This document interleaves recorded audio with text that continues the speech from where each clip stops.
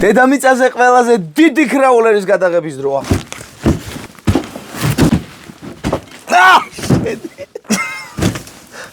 ხოცა მოდამოდებინე რა. ცალციმია. ყველაზე დიდი. საერთოდ ყველაზე დიდი კრაულერი დედამიწაზე. მართლა ყველაზე დიდი არის Axial SX Honcho, Trail Honcho. უნდა გავსხნა.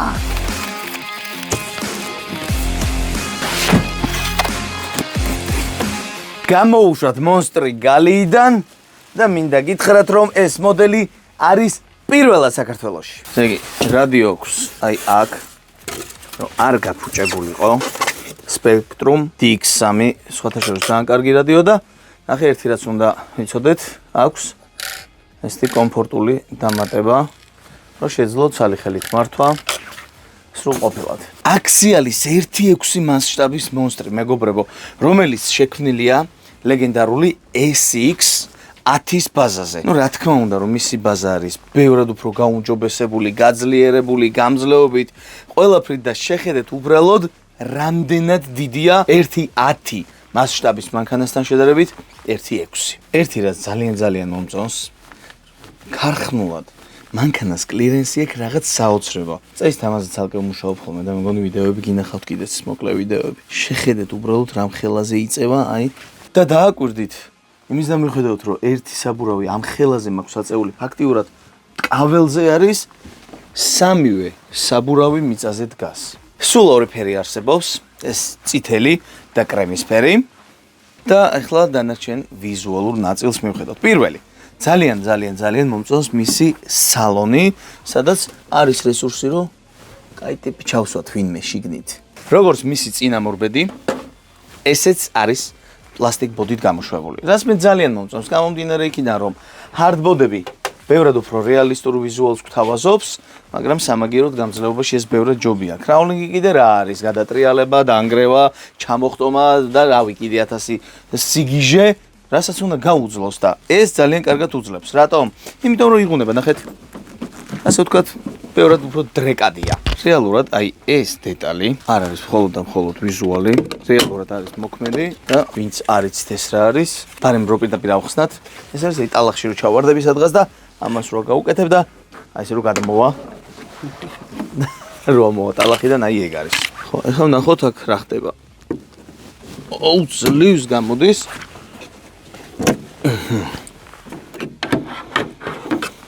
სათავსო.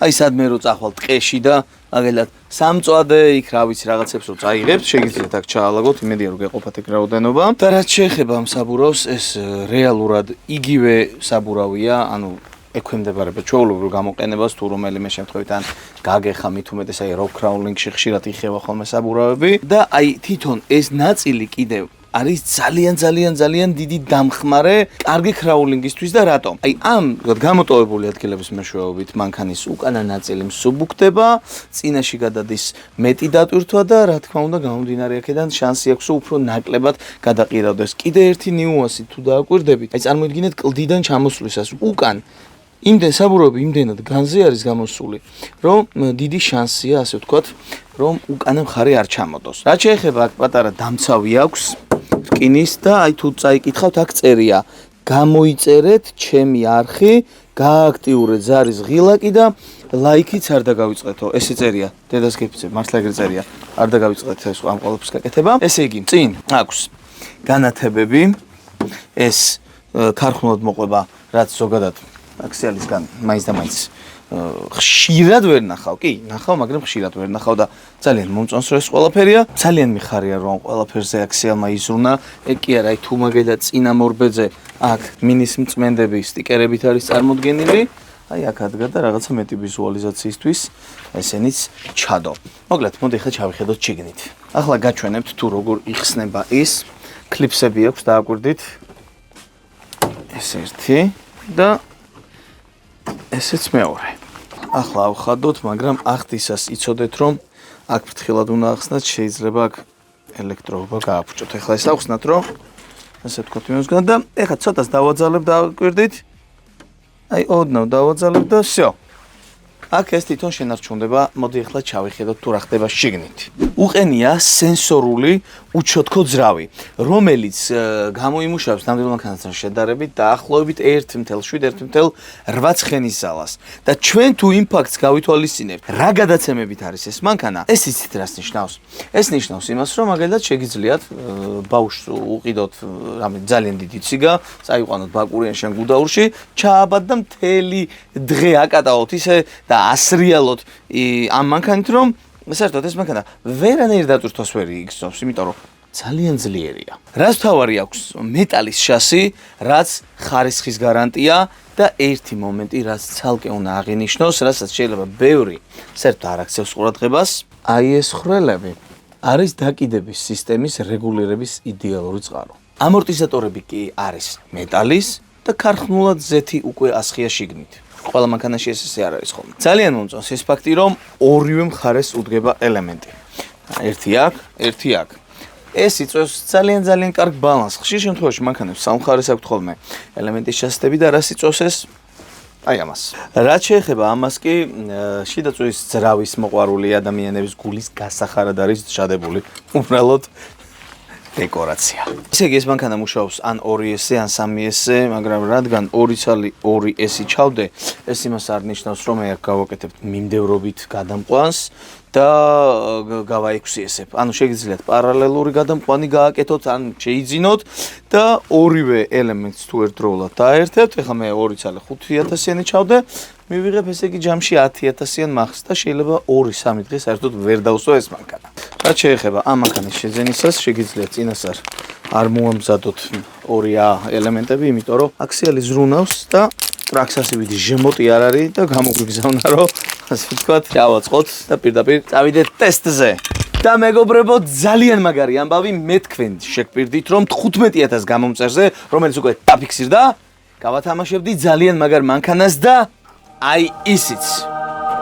გამჭირვალე შემთხვევით არ არის. ჩვენთან შეჯიბრებებზე ქარხნული, აი მსგავსი ფერის ტანით ვერ გამოხვალ. აუცილებელია რომ რაღაც შენი ინდივიდუალური და რაღაც შენი დამახასიათებელი ფერები იყოს, რითიც შენთან უფრო მაგრად გესიამოვნება შეჯიბრზე გამოსვლა.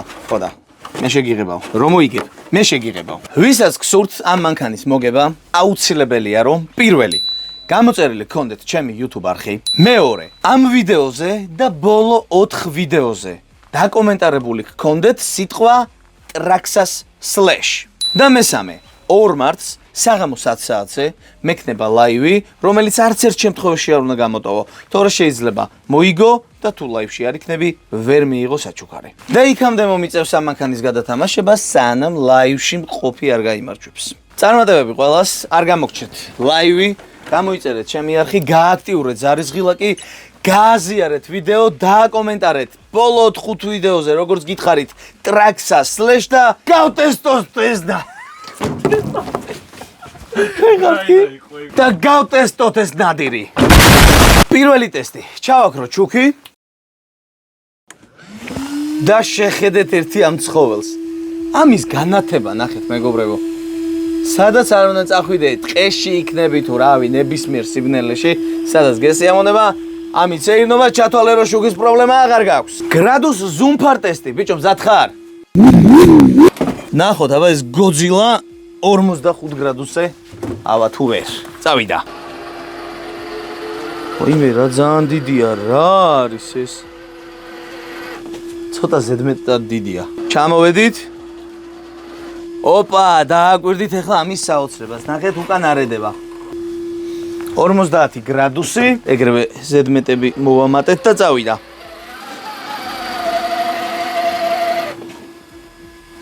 რა რეგვენია? 52 გრადუსი.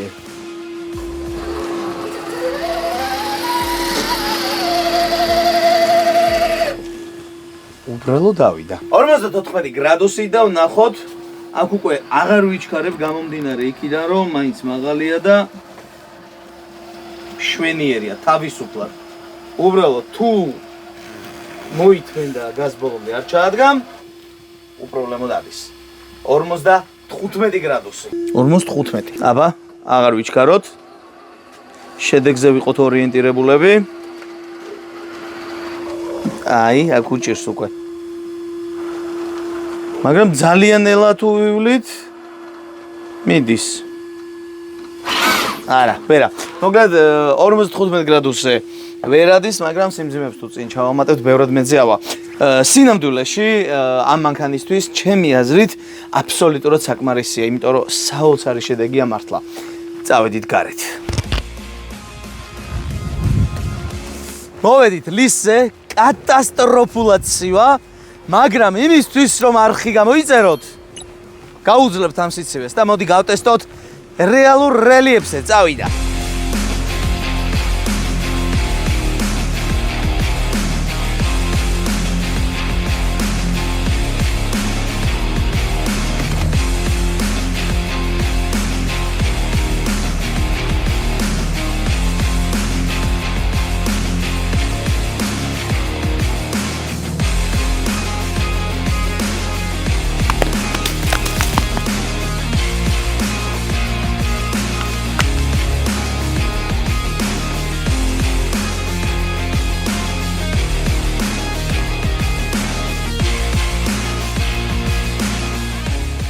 სხვათა შორის ლუკა პაიჭაძეს მინდა ძალიან დიდი მადლობა უთხრა ჩემ მეგობარს, რომ მათხოვა ეს მანქანა, ანუ ჩემი არ არის ეს მანქანა, რომ გამეტესტა.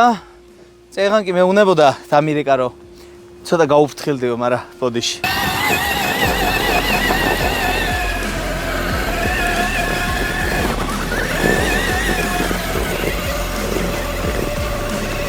გავაფრენ, ეს რა მონსტრია. გასწორდა არა, გავასწორე. აი რაში გვჭირდება მეორე სიჩქარე. წავიდა.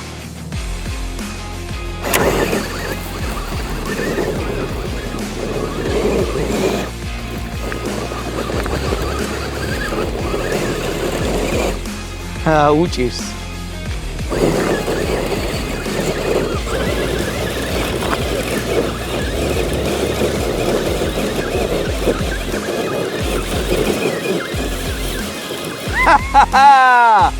Visa, bicho!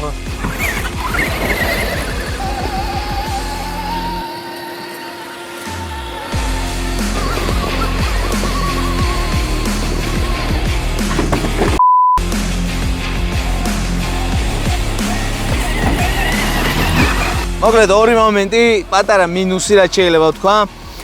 ერთი ის რომ გვერდულად ცოტა ადვილად ყირავდება და ალბათ სპეისერები იქნება ამის ნახავ და ეგ უეჭველი შესასვლელი იქნება. შესასვლელი კი არ დასაყენებელი იქნება, რომ ცოტა გაიწიოს საბურავები და აქეთ-იქით მარტივად არ ყირავდებოდეს ეგ ერთი და მეორე, ანუ როგორც ყოველთვის ქარხნული საბურავი არ არის ის რაც უნდა იყოს რა. ერთი აი ამასაც შევცვლიდი, თუმცა რო გითხართ, რომ აი ძალიან ცუდია და პირველი ეტაპისთვის საქმეს ვერ გააკეთებს, არა. ეგ ტყუილი გამომივა.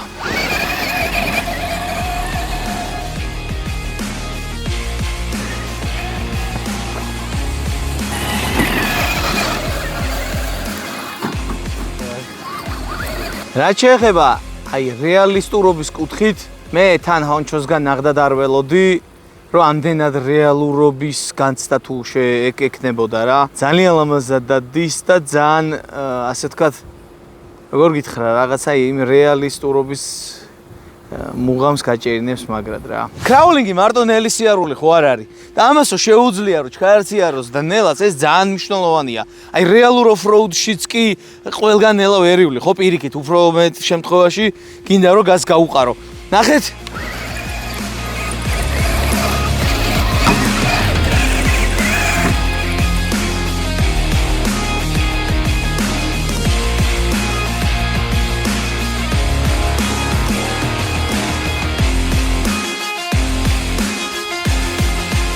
მოგეთ პირველი რაც უნდა ვთქვა, რაც ძალიან მომეწონა, 5000-იანი ტრაქსას ელემენტი დავტენე დაახლოებით 80%-ზე და ვერ დავსვი. იმის და მიუხედავად, რომ არც გაზის მიცემა, რაღაცა შევიზღუდე, არც, რავი, საკმაოდ დიდხანს ვატარე და ჯერ ისევ მაგ ელემენტით ვართ. ანუ ეს არის უდიდესი პლუსი და სამი ესით ვართ, რო იცოდე.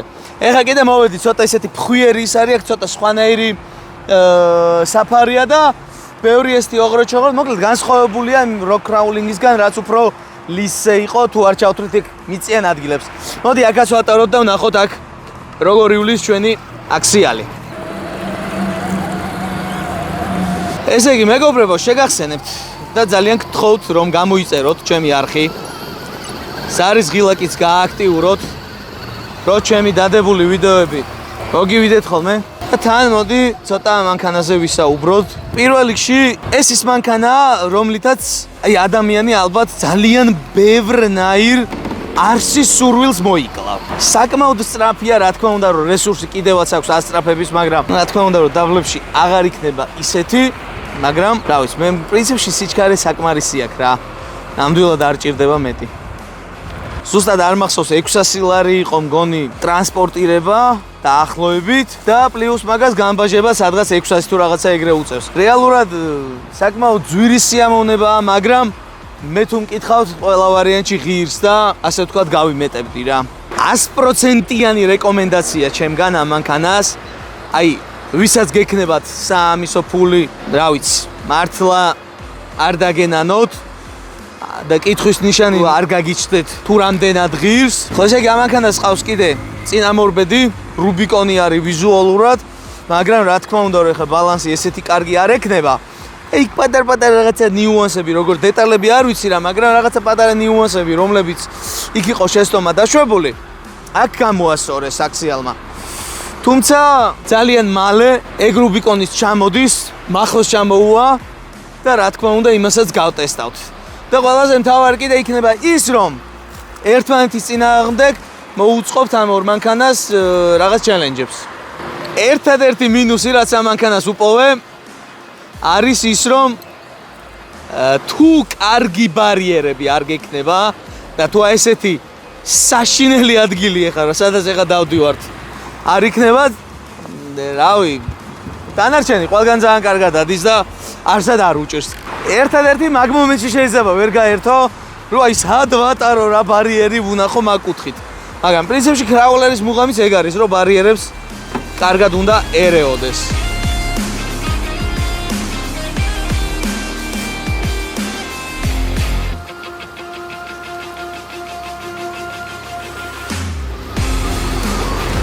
ჩავრთოთ მეორე სიჩქარე.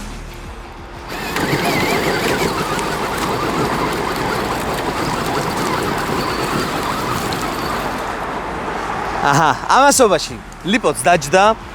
შევეცადე რომ მაქსიმალურად ახლოს გამეცნო ეს მანქანა. ექსტრემალური არ იყო, მაგრამ ინფორმატიული იყო ჩემი აზრით, რაც ძალიან საჭიროა და რა თქმა უნდა, კიდევ ერთხელ შეგახსენებთ, რომ გამოიწეროთ ჩემი არხი, სარის ღილაკის გააქტიუროთ, არც ლაიქი დაინანოთ და რაც თავარია, მეგობრებო, გათამაშების წესები არ დაგავიწყდეთ. ამ ვიდეოს და კიდე წინა 4 ვიდეოს კომენტარებში დაწერთ სიტყვას ტრაქსას სლეშ და რომელიღაცა ვიდეოდან მე პირდაპირ ეთერში ან ლაივში ამოვარჩევ გამარჯვებულს და რა თქმა უნდა ლაივშიც უნდა იყოთ. ნახვამდის და ყველას წარმატებები.